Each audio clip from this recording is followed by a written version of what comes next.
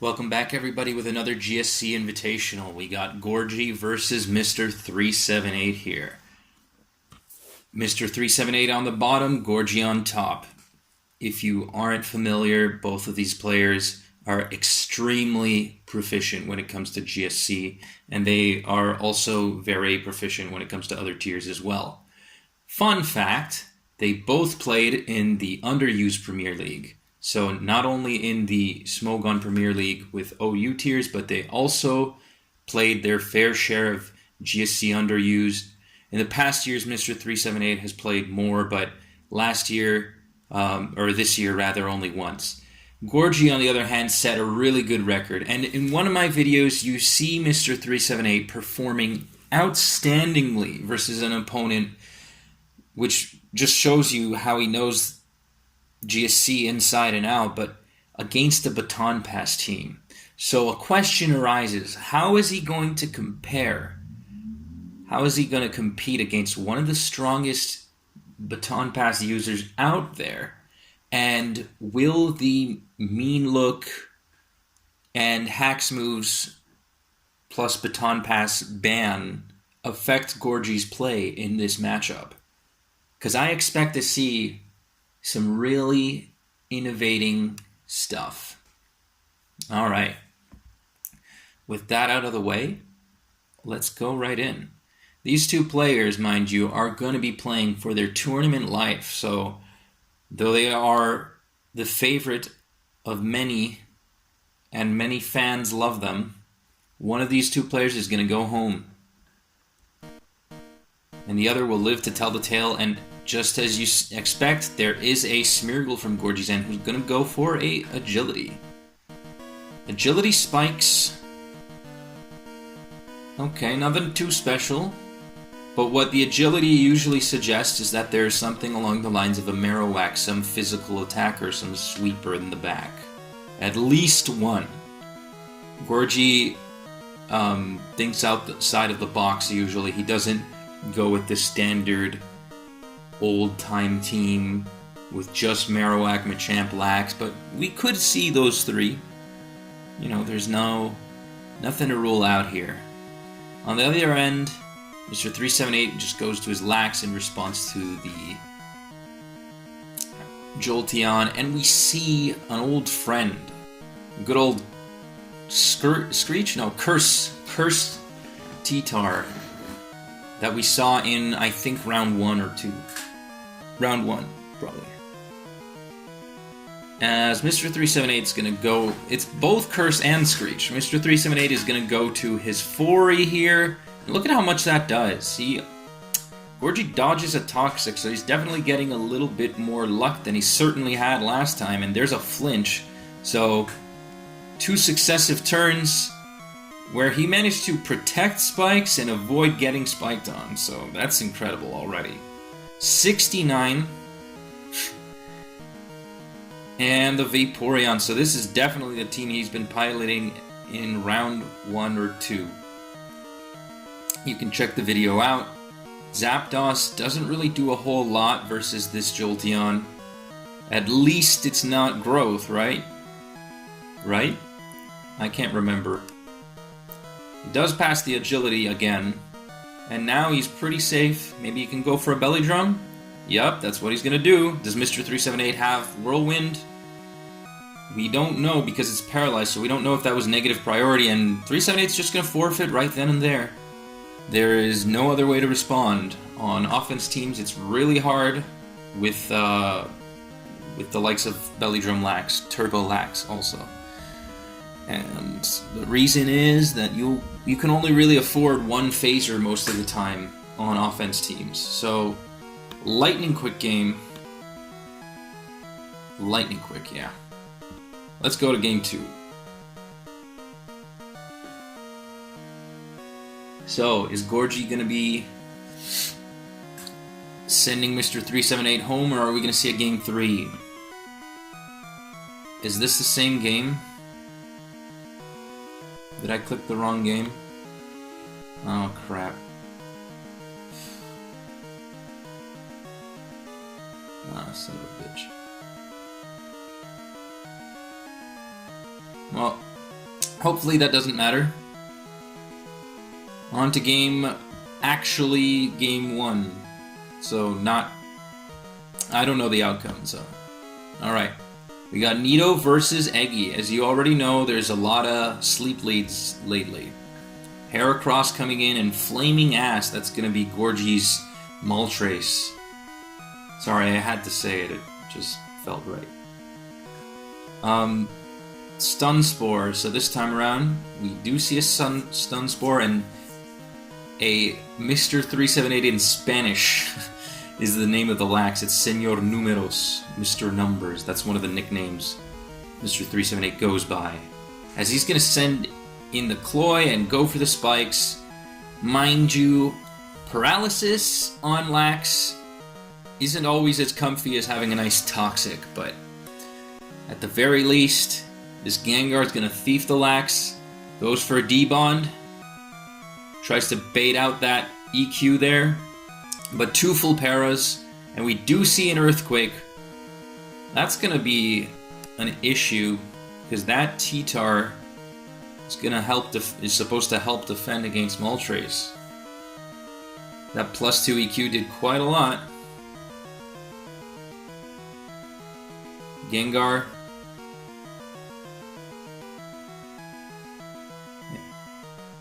And just for context here, these two players have faced each other for years on end. They're old timers and they're probably real tight friends, man. So Zapdos is going to pose quite a challenge to the Hera, but the Paralysis actually seems to be quite handy here.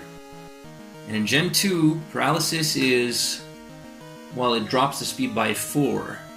So, not by 2, like in other gens. And that means that Hera can drop its speed, go for a couple of consecutive curses, and still outspeed the Zap. So that can be a bit of an issue. And Mr.378 has run Whirlwind Zap in previous rounds, but I'm led to believe that in this game, yeah, he has Rest Sleep Talk. There you go. Yeah, he probably wanted to hide it.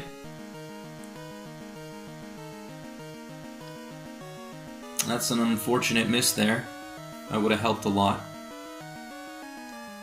So this Lax is going to be really tough to beat. Gorgie's going to try and keep that Lax status, so it can't be put to sleep. So the only way to really put it out of commission is to 1v1 it, weaken it. 378 might just curse up here as Gorgie goes to Rhydon.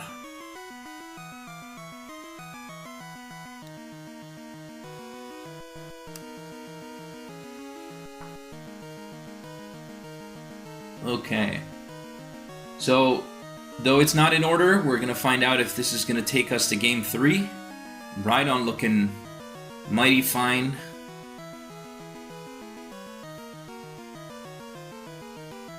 See, I like Stun Spore because Stun Spore makes more sense alongside Rhydon, unlike in the game that Iguana had played, because it's spammable and you can paralyze Zap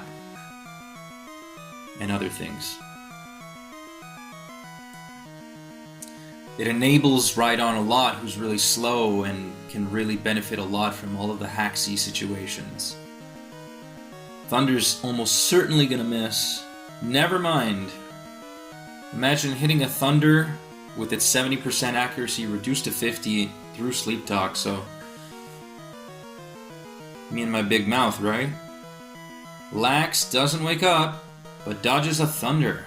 Gorgie getting a nice break there. And the Sunny Day proving extremely helpful.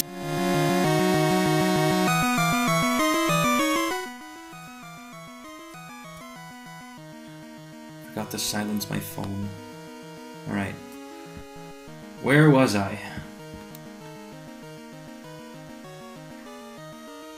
Zap missing. Lax gets the rest. And Curse EQ is going to be really threatening to 378's team.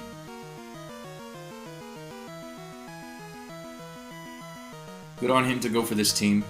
I like the Hera alongside the Rhydon. I'm not sure I've seen this, and if I have, it hasn't been in a while. T-Tar getting a nice flinch, but not quite in range. Double flinch.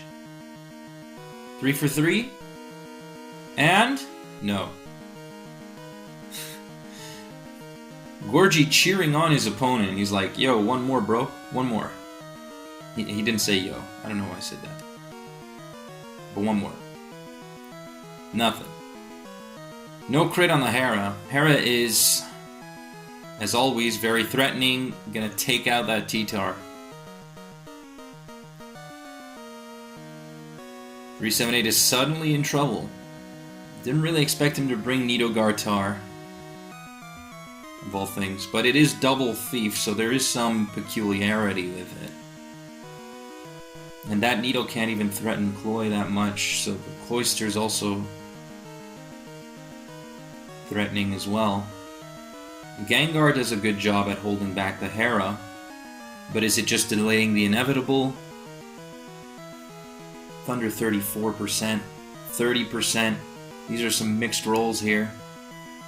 And with the accuracy, it's going to be very hard to land a 4-hit KO. I don't even know if 3 is possible. Lax comes in on a rest. What's Mr. Numbers going to do? Curse. He's going to try and chip that Rhydon or double the zap. Okay. Is he bluffing HP Water? Because that is going to hurt a lot if he stays in. He can stay in. It's the fastest... Mr. Numbers Zapdos is the fastest Mon after Gengar. So there's no outspeeding it. Lax back in again. This time he's going to stay in. Sets up with Curse. And now Gorgie will have to take a +1 EQ. Unless, of course, he flinches. Curse. Okay, prioritizing longevity, but that also makes Rhydon even scarier. Wait. Oh, I just assumed it had EQ.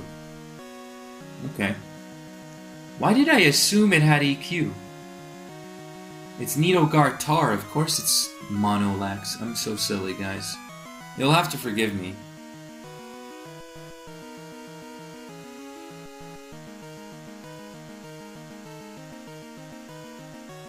That makes it even harder.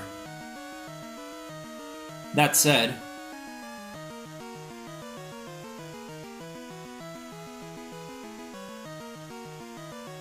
Ooh, and a flinch. Rhydon's faster, so... Yeah, he just needs to land the Rock Slide and take out that. And now, Rhydon can be put to sleep here. He's gonna go to Moltres, his flaming ass. And he's gonna start scorching Mr. Numbers' nuts with a flamethrower. Okay, Sunny Day Flamethrower, Sleep Talk. Huh, never saw that. Alright, Rhydon, he's gonna go back again. Back to the Moltres. Moltres had Charcoal, so the Nidoking is not getting any lefties back. I noticed that. A little late. Yeah, Moltres is a pretty good Sleep Talker. Sleep Absorber at the very least. Maybe not a great Sleep Talker, but a good Sleep Absorber. Kind of misses some nice KO thresholds though without the Charcoal, especially without the Fire Blast. But hey, it's working out in this game. So at +1 EQ will Oko the Gengar. Gorgie can go for EQ, but it's very risky if he wants to keep that Lax alive. And that can be the difference between victory and defeat here. Be the difference between going to Game 3 or moving to Loser's Bracket Round 3.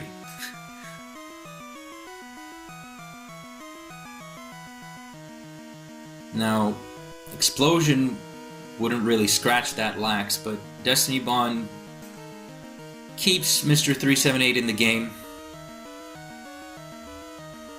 But there is quite a limited amount of PP, and it's highly situational. I don't recommend using Destiny Bond against a player that's better than you, but these two players, they know how to respect each other, and it's all mind games here.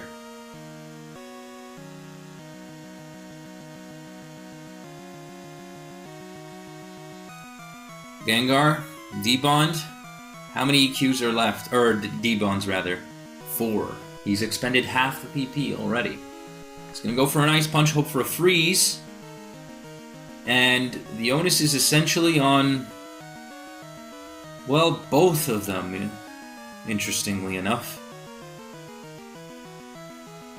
Mr.378 is going to try and call out Gorgie. He's going to try and go for an Ice Punch, but he has to stay unpredictable. He has to be ready for that EQ. He's going for an Ice Punch, hoping for a freeze. He gets it! He gets it on the Frozen Lax.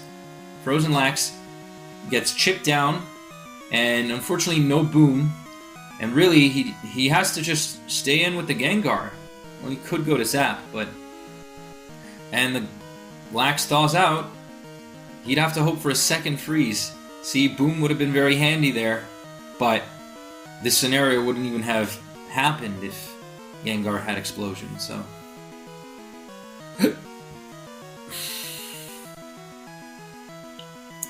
Thunder crit, yeah.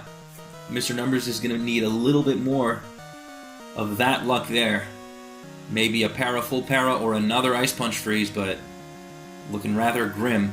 Gorgie's going to try and stall out that PP, eventually forcing the Gengar to just give up. And when you're staring down a +4 lax, or 5, or whatever,